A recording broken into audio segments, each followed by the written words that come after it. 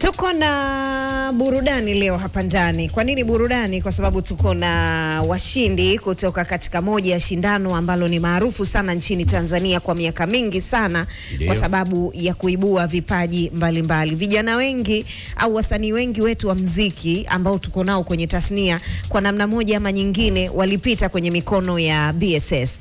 Inawezekana huyo msanii alifanikiwa kuwa mshindi ama hakufanikiwa. Inawezekana alifika top 10 ama aliishia kabisa nafasi za chini kule, lakini alipita katika yale mafunzo, katika ile mikono ikamjenga kwa namna moja ama nyingine, na leo tunamuona akifanya vizuri kwenye muziki wetu wa Bongo Flava. Unajua mpaka Konde Boy alipita BSS. Yeah. Ile clip yake ilivyokuja kutembea baada ya miaka kadhaa kupita, ndo watu wakawa wanaulizana kumbe Konde alienda BSS akaambiwa hajui kuimba. Kwa hiyo vijana wengi wenye ndoto za kuimba, wenye vipaji ambao wanaamini wanaweza, wamepita kwenye mikono ya BSS. Na ndio maana leo tunao wageni kutoka BSS, yani washindi pamoja na washiriki. Yes, tuko na Moses Luka ambaye ni raia wa Kongo, ambaye ndio mshindi wa kwanza wa BSS kwa mwaka 2025. Lakini pia tuko na Salukulwa, yeye ni mshindi wa pili. Kwa tuko na mshindi wa kwanza na mshindi wa pili. Nataka nijue vipi maokoto yenu. Au tuseme kwamba tuko na mshindi wa kwanza alafu na first run up, si wanaitaga hizo. First and second. First run up, second run up. Anakuwa first win, second run up. Tusaidieni, kwani tunajiuliza wakati nyewe mpo. Mshindi wa kwanza na wa pili Kiswahili. Hujasomesha shule. Cha kwanza cha kujua kikubwa Mariam Kitosi. Nisikuchoshe. Vipi? Kwanza baada ya kushinda, maokoto yenu mmepata? Maokoto tumepata na ni competition ambayo imefanya kwa miaka sasa 15. So kila mtu kabisa anapata kile ambacho anachostahili kupata. Kwa hela yako umeshapata hapo kwenye account? Hela yangu ninayo. Comfortable. Niko comfortable. Mshindi wa pili? Nzuri kabisa. Umepata? Maokoto hapo. Ili kuwathibitishia wewe ni mshindi. Unajua kuna mimi ukisema nitajiintroduce kwa mbwembwe zangu. Introduce yourself kwa kuimba. Nataka uimbe, nipe ngoma iliyokupa ushindi. Waambie sasa ngoma zako mbili zilizokupa ushindi. Unajua kuna kuaga na zile ngoma fulani zile ambazo ndo watu wanasema hii hapa, hata wewe mwenyewe unaamini hivyo. Fresh, kuna ngoma ambayo umenipa ushindi ni ngoma wa Michael Jackson. What about sunrise? What about rain? And what about all the things that you said we would gain? And what about killing fears? Is there a time? And what about all the things that you say was yours and mine? Tarisha Maokoto. Did you ever stop to notice all the blood we shed from war? Did you ever stop to notice this crying earth, this whipping shore?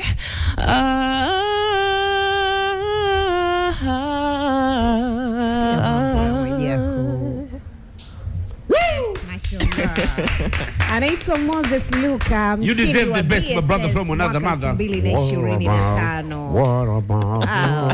Unaharibu. Twende kwa Salu. Nipe mdogo wangu. Ngoma iliyokupa nafasi ya pili. Jirani. Ngoma iliyonipa nafasi na naamini imenipa ushindi ni ngoma ya kwake Diamond. Kutwa Kiguru njiani, majirani wote wamekuchoka. Mara chumba cha furani, mtu gani kwako wewe usoka? Washindo viborosani vya wenzako kuropoka. Ukome mwana furani, ona uso ulivyo kukopoka. Simamishwa vibaoni kwenye vichochoro. Usona haya usoni kutowazua migogoro. Iviwe haujioni kuwa una kasoro. Uso mchana jioni si wajuzi si nasema nawe. Nasema nawe. Wazetu wa Swahili. Nasema nawe. Nasema nawe. Nasema na wewe. Nasema nawe. Wewe hapo. Nasema nawe. Uso haya nasema nawe wewe. Moja kati ya watu ambao sijajua wende kuna mtu alimba alimuinua Diamond kwenye stage. Ni wewe? na tetesi zinasema tayari kashasajiliwa huyu. Mimi sitakupa ndani. Wote wawili hawa. Shawachukua. Kwa tunasubiri tu taarifa rasmi. Kutambulishwa tu na nitawazodoa nyie mpaka unajua mimi njia zangu za kuzodoa tawachimba. Lakini ndo unawahamasisha, yani ndo unawachangamsha kwenye game. By the way, you are doing very nice na mmejipambania na ndoto zenu naziona zinakwenda kufanikiwa. Nataka kujua matamanio yako. Mmekuwa mmeingia kwenye mashindano, mmefanikiwa, mmepata riski. What is your plan? Kwa sababu kuna mwingine anakuambia wana mimi baada ya kushinda, je, utakuwa unaimba copy au umejipanga sasa kuja sababu mimi nataka nianze kutoa ngoma zangu nijulikane, nianze kutengeneza empire yangu. What is your plan? Kama mshindi, mfano kama wewe ni mgeni, tutajua utaweka basement yako hapa Tanzania au utarudi zako Kongo au utafanyaje? End plan yako baada ya ushindi. Hapo kabisa umeclarify vizuri. So plan yangu kwanza kabisa nataka nibaki hapa kabisa. Fantastic. Mimi nakusimamia kupata uraia. Takusaidia. Nakusaidia. Mimi niko serious. Mimi nakusaidia. Nipo sasa mimi mmoja tu kwa mheshimiwa. Haya, mimi nitachukua namba yako nikitoka hapa, yani nitaokota namba. Mjue tena wa Bukavu. Yeah, so that's my plan. Nataka nibaki sababu nilikuwepo Kongo, nimeanza music nikiwa Uganda. Tulitoka Kongo 2015, familia nzima tukaanza kuishi Uganda. Na hapo ndo nimefanya music. Nimeishi Uganda, you know, right now ni kama miaka 10 sasa, but hakuna mtu alikuwa ananijua Uganda. Yes. Afu nilipofika Tanzania nimefanya music for hizi siku kidogo ambazo nimekuwa hapa, watu wamenipokea vizuri na sasa hivi media zangu zimekuwa sana vizuri na mapokezi ya Tanzania yamekuwa nzuri sana. So hicho ni kitu kikubwa ambacho kimenishawishi mimi kusema kama nitabaki, yani nianze kufanya music yangu hapa Tanzania. So hiyo ni plani ya kwanza, na plani ya kufuatia nyingine ni kufanya tu ngoma nyingi sana, kwa sababu walinijua kwa kuimba. Ni kama tulivyosema, unaweza kujitambulisha kwa mbwembwe zako kama jinsi watu wanavyokujua. So wamenijua kwa kuimba na nitaendelea kufanya music. Sitafanya comedy, sitafanya kitocho, yani nitaandika ngoma nyingi sana, na Mungu amejalia tumekuwa na Diamond Platinum ametutizama, mkurugenzi wa WCB. Ni kitu kikubwa sana, so kuna expectations kubwa sana kufanya music vizuri hapa Tanzania, kwa sababu unaweza kufanya music mzuri kama hauna promotion nzuri, pia utausikiliza mwenyewe na washikaji, familia nini. Ilo kipata mtu ambaye atawekeza kwenye music yako, so that's a beautiful thing, na ni kitu kikubwa sana. Na mimi niko hapa kabisa, afu mengine nitayaachia Mungu. Yani uko hapa kwa ajili ya kuweka maskani kabisa na kutengeneza mziki wako. Tuko na Azania pia majirani, Azania na unga ngano bora kabisa kutoka kwao PHF, HBF pamoja na Atamak One. Lakini mara nyingi majirani wameniambia wanapendelea sana PHF kwa sababu inawezesha kutoa mapishi mbalimbali. Yani kama wanataka zao kupika maandazi wakiwa na PHF nyumbani, wanajua utafaa. Anataka kutengeneza iftari ya sambusa, wanajua itafaa. Kama ni masuala ya chapati, wanajua PFF inaingia humo ndani. Kama ni kalmati, wanajua PHF itawezesha kutoa pichi bora kabisa, kwa sababu ndo maalum mahususi kabisa kwa ajili ya matumizi ya nyumbani. Premium Home Baking Flour PHF kutoka Azania ni unga bora kabisa, unapatikana madukani kote, na ukitaka kufurahia ladha bora ya vitafunwa, iftari, maakuli kwa ajili yako, familia, wageni, basi ukifika dukani ulizia unga wa PHF kutoka Azania. Lakini pia kuna unga wa lishe, unga wa ngano ambao hujakobolewa. Nikikwambia wa lishe usidhani ni ule unga wa lishe wa uji. Unga wa ngano usiokobolewa wenye virutubisho vya kutosha. Una watoto nyumbani ambao wanahitaji lishe, unaweza ukatumia Atamak One ambao ni unga bora kabisa kutoka Azania. Kuna wazee ambao wanahitaji lishe, watu ambao wanafanya diet, watu wenye maradhi kama pressure, kisukari na magonjwa mengine, basi hichi ni chakula chenye lishe bora kabisa. Unga wa ngano ambao unaweza kutumia kupika chapati, bites mbalimbali na hata uji. Kwa hiyo ukiulizia Atamak One kutoka Azania utaupata. Ingia Azania Group pale Instagram ama piga simu ili kupata unga wako, kuwa wakala. Namba ni 0788 088888 0788 088888. Namba nyingine ni 0710 0710111112. Hawa ndo Azania Group, watengenezaji bora kabisa wa unga wa ngano ambao unatuwezesha katika msimu huu wa mwezi mtukufu wa Ramadhani, na pale majumbani kwetu kuendelea kufurahia vitafunwa bora kabisa kutoka kwao. Wakati ukiongea kuhusu nakshi ya chakula, Mariam Ibrahim Rashid wa Kitosi, mimi nataka nikupe good news kutoka Azam TV, kwa sababu tumekuja na kubwa zaidi. Umeona hili ni kubwa lingine. Baada bwana ya kupa menu iliyokamilika, sasa tunakuongezea zaidi. Unapata kisimbuzi cha antena bure kabisa kwenye menu yako ya sasa hivi. Unatakiwa kufanya sema ndio, umesikia vizuri. Jisevie kisimbuzi cha antena bure, na hii bwana uweze kutazama burudani zote za moto, michezo, tamthilia, filamu, vipindi vya watoto, comedy, muziki na habari zote za ambazo zinapatikana humo. Lipia kifurushi chako cha miezi miwili kwa shilingi 28,000. Narudia tena kwa elfu kubwa. Lipia kifurushi chako cha miezi miwili kwa shilingi 28,000. Umeona, upate kisimbuzi cha antena bure. Na unajua zamani 28,000 ni mwezi huu mmoja. Sasa hivi miezi miwili na offer na kisimbuzi chako cha antena bure.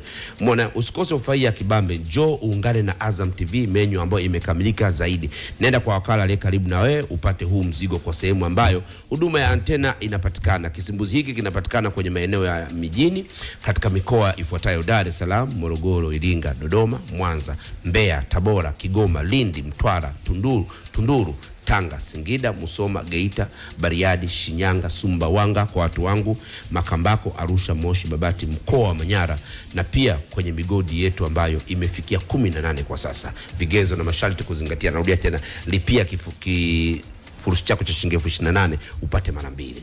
Sawa. Nije mdogo wangu kwako, mshindi wa pili. Salu. Mziki wa bongo nafikiri unaujua. Wewe ni Mtanzania? Yeah. Mzaliwa wapi? Mzaliwa Bariadi. Of course manake Tanzania unajua vizuri. Mmoja kati ya kasumba kubwa mziki wetu unaotukumba ni mahusiano. Watu wengi wanaamini kwa ukiingia kwenye mahusiano utatoka. Na mahusiano pia, mfano ushaonekana mdogodogo endi Sam unaimba, lazima DM za mishanga zitaanza kuja. Tena wasanii wakubwa. Kwanza umejipangaje kuepuka mahusiano yasikutoe kwenye level, lakini umejipangaje kuto kutumia mahusiano kama kiki kupeleka kazi zako mbele?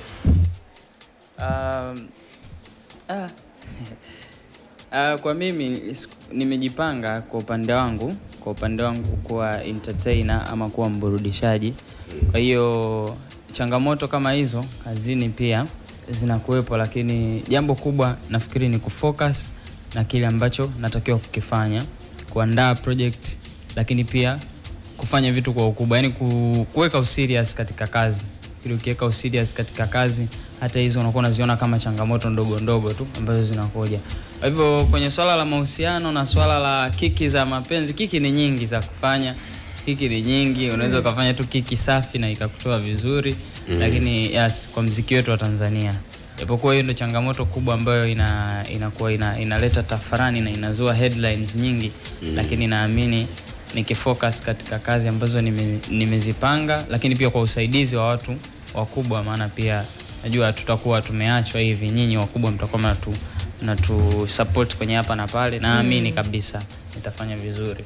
Na Salu unajua amekuwa maarufu sana kwenye mitandao.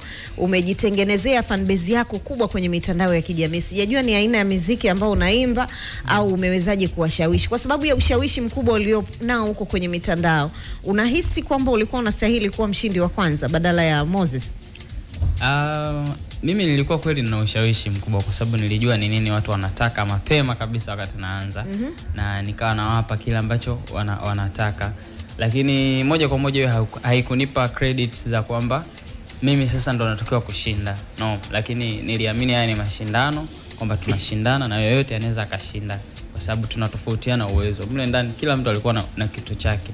Moses anaimba hivi, Grace anaimba hivi, Martha yule anaimba, mimi pia nina kitu changu ambacho najua nikikideliver kinanifanya niwe hapa. Kwa hiyo nilichukua kama sehemu ya mimi kunifanya nikaonekana hiyo performance yangu.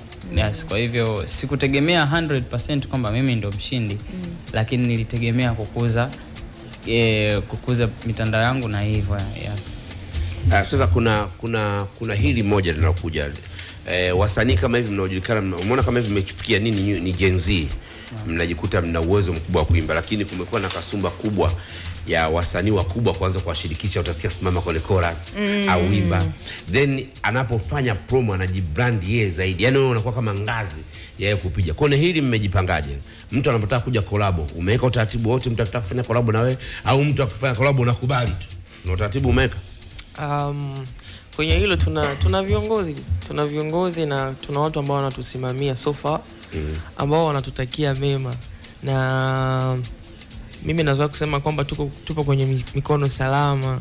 Sababu una uhakika upo kwenye mikono salama? Nina uhakika kabisa, because so sababu kuna wenzio walivyotoka BSS huko, baadaye tunaona wanazunguka kwenye media wanaanza kulalamika. Yeah, so hiyo ina depend na kipi mlikubaliana mwanzo. So mimi kivyangu makubaliano ambayo nilikubaliana na BSS wanafanya vizuri, so nipo kwenye mikono salama. Na kwenye hilo swala la kufanya collab ama mtu akitaka ku reach out, tuna watu ambao tunaomba ushauri. Tunasema hiki kimetokea, huyu amenitext, huyu ametaka afanye hivi, huyu hivi na hivi, DM. Tunaongea na watu wanatupatia ushauri, kwa sababu walikuwepo kwenye industry before us.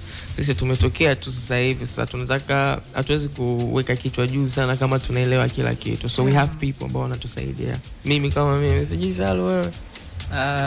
Kuhusu mambo ya collab na nini, mimi na pia kutoa ngoma tu kwa sasa hivi tumestack kidogo, kwa sababu tunatamani kuanza fresh, tuanze vizuri. Yani personally nianze vizuri kwa kupata usaidizi mkubwa, na ndio maana nimekaa najiandaa vizuri, najifua tu sasa hivi. Lakini hizo collab zipo na tunaombwa, ila pia mshaanza kupokea DM za kwamba tupige collab. Vipi mdogo wangu, unaweza kukaa kwenye collab? Nani wewe? Usitaje. Hii kesi kubwa utashtakiwa. Kwa nini ashtakiwa? Kesi kubwa hiyo. Yes. Mariam, kesi kubwa. Sasa kwa nini iwe kesi? Mimi nimetoa single moja naomba collab. Kesi kubwa, ni kosa kisheria. Yaani wewe kuna watu wanakuomba collab mmoja hapo. Wasanii wakubwa. Naam, kwa hiyo naamini baada ya kuomba collab vile unampelekea mtu ambaye kidogo anakuzidi uelewa katika industry, bwana hivi na hivi vipi, mekaja mdogo wangu tulia. Sasa hivi unajua watu wanataka, kuna upepo huu, wanataka kutembelea upepo na nini, atumie kama ngazi kama alivyosema vile mmoja hapo. So tunakuwa makini, tuna hilo na kuomba ushauri kila siku. Yes. Na okay, mmezungumzia kuwa na viongozi. Nafikiri pia mnatamani kupata management nzuri ambayo mkifanya nao kazi itaweza kupush kazi zenu zikaenda mbali na mkatimiza ndoto zenu. Lakini kumekuwa na kasumba ya wasanii wengi ambao wana saini mikataba na management fulani, baada ya muda kuanza kujuta kile ambacho walikisaini, kwa sababu waliingia kwa mihemko kwamba ndo umetoka wewe ni underground, unatamani kupata management kubwa, na unakuta management kubwa imekuwa approach. Sasa unaona hii ndo ilikuwa ya ndoto yangu, sasa naingia. Kwa hiyo hata wakati unapewa mkataba unajikuta huwezi kuupitia kwa utimamu, ama wakati mwingine unaweza ukaona kabisa kuna vipengele fulani vimekaa kiutata, lakini kuna ile bwana tutajua kule mbele ya safari. Alafu baada ya muda ndo unaanza kujuta. Baada ya kupiga hatua fulani unatamani sasa kusimama mwenyewe, uweze kupushi kazi zako, uwezi kutoka. Mmejipanga vipi kuhusiana na hilo? Kwa sababu naamini mnajifunza kutokana na makosa ambao wamefanya wasanii wengine ambao ni wakubwa na ni mifano hai. Ndo tena nitarudia kusema ya kwamba tupo kwenye mikono salama. Sababu mention something kusema kwamba au ni watu ambao walikuwepo kwenye industry, na ni vitu ambavyo vimetembea Tanzania sana, watu wanavielewa sana. Kama vimefika kwenye vyombo vya habari hivi, that means vimetawala sana, afu vimetokea sana. So kwenye hayo makosa pia watu wamejifunza sana, na kusema tupo kwenye mikono salama, tuna watu ambao wanaelewa hivyo vitu sana, na ni watu ambao wako willing kusaidia bila kupata kitu chochote. So kitu kikubwa kikitokea, endorsement yote kubwa ikitokea, tuna watu ambao tunawapelekea, naambia tumepata kitu fulani hivi na hivi kimetokea, wanakupatia ushauri. I'm sorry, my Swahili is not that good, lakini unaongea vizuri tu. Najitahidi. Umeongea vizuri. Najitahidi. Yeah, so wanakupatia ushauri, wanakuambia ni hivi na hivi na hivi, utapita hapa, ufanye hivi, kwa sababu wanaelewa pia problems ambazo zinatokea baadaye. baada ya kusign contract ambayo perhaps ulikuwa you're not good with it, ama I don't know how to say this in Swahili, but contract ambayo ina utata, ina utata huko mbele. So it's more like unapelekea mtu fulani ambaye ana comprehend kubwa kwenye hivi vitu vya contract ili kupatia msaada. Okay. Na mshaanza kupata watu ambao wana approach labda management fulani kwamba tunatamani kufanya kazi na labda wewe Moses ama Luka? Wewe tuanze kwanza, wewe Moses. Yeah. Ni watu wengi sana na watu wamesha reach out sana. Kuna lebo kubwa zimesha kucheck, management kubwa zinataka kufanya kazi. Of course. Mko kwenye mazungumzo au umechomoa? Mkataba hauridhishi. Na hapo Mariam Kitosi, mjibu upo kwenye mazungumzo au umechomoa? Swali zuri sana. I mean, moja tu ndo wameshaweka kwenye mitandao ambayo mkurugenzi mwenyewe aliongea, but vingine kwanza viko kwenye hold, na tunataka tutulie, yani usiwa hapa leo hapa kesho, Lakini na pia hapo uzuri mimi nilikwambia Mwambino amekuwa interested na vijana. Sisi sikio niliona ameenda perform. Sasa nikwambia kitu kimoja. Unaingia kwenye mkataba, jaribu kushirikisha wanasheria. Mimi nakushauri tu jaribu kushirikisha ndugu. Okay. Kama una mama, kama una baba, una kaka. Mziki unakuwa. Usije mbeleni ukaja kujilaumu, kwanza kuja kwenye mitandao na kwanza kulalamika. Niliwahi kumwambia Rich Mitindo, Rich Mavoko? I know. Rich Mavoko? I was the one person to insult him before he signing. Kwani wewe uliona mkataba wake? Sijaona, lakini najua mimi Mariam siwezi kuchukua kufanya kazi nawe kama si benefit kitu kutoka kwako. Lazima kuna manufaa utayapata. Ukiniona mimi nimekuja kufanya endorsement kwako, maana yake there is something in return kitakuja kwangu, and I see the future. Kwa hiyo mtu hawezi kurupuka kuja nikaambia kama ameona something kwako anataka kuendorse, wake up. Angalia mahitaji yako muhimu, kitu gani unahitaji. What's so special nakiona ambacho kitakupa picha kubwa baadaye mbeleni unataka. Unashapata? Kwa hiyo wewe mwenyewe, kwa sababu ukiwa na shida huwezi kuona mahitaji yako makubwa. Ndio maana nasema lazima umshikishe mwanasheria, shikisha na watu. Ili wale watu wakujengee wakuangalie Mariamu wa miaka 10 mbele. Akimwona Mariamu wa miaka 10 mbele atakwambia chukua 40 to 60 au 50 to 50 au 60 au 70 to 30. Kwa sababu it's a win-win situation. Wewe unamuinua na wewe uinuke. Kwa hilo nilikuwa nakusii. Sababu niliwahi kumwambia Rich Mavoko, alinichukia kanunia na akaniblock. End of the day akaomba ku break up the contract. Ulikula block kabisa? Ulikula block. Baadaye akavunja mkataba. Saizi yuko na amevunja mkataba too late. Mambo yasharibika. Tiali kuna Gen Z dam kali imeshaibuka. Likewise, usiingie mkataba kwa sababu ya njaa. Ingia mkataba for your future. Come on. Think about 10 years to come. Mimi wakati niko university, I was thinking to be one of the popular men. Huo ushauri hebu tuje tunaendelea nao mpaka kwenye Mboni. Tuko nao. Mpaka tutawachamba leo. Kaka mkubwa ndo huyu hapa anawapa ushauri mzuri sana kuhusu maisha na namna ya kwenda na hiki mlicho nacho, kwa sababu sasa hivi nyinyi ni wa moto, mko sokoni. Kwa hiyo inabidi kuwa makini. Tuko hapa majirani. Crown Media. Hapa ni nyumbani.